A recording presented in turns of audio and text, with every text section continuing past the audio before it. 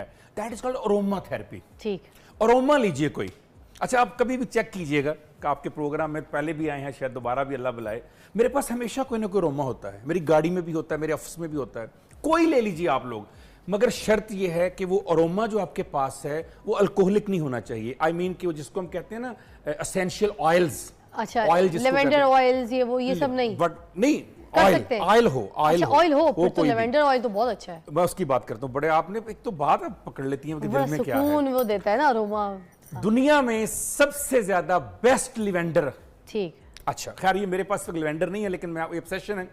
अच्छा, इसमें क्या करना है आपने, जिसको आम जुबान में शायद लोग कहें कि पता नहीं क्या कह रहे हैं, ऑयल, जिसको आप इत्र नहीं कह देते, आप वो लीजिए। अब आपने करना क्या है, शदीद टेंशन है, डिप्रेशन है, नाकामी है, परेशानी है आपको, आपने इसको सिर्फ ऐसे पकड़ना है, या अगर आपके पास शीशी दूसरी है, हाथ की बैक पे लगाइए यहाँ पर। हाँ। ये देखिए ऐसे। उसके बाद एक और लीजिए, कराटे चौक पे लगाइए।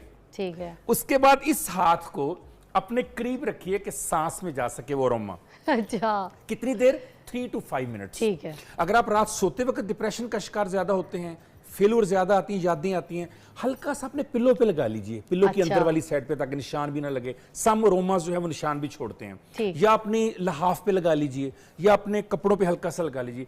3 to 5 मिनट्स कॉन्शियसली कि मैं इसको इनहेल कर रहा हूं।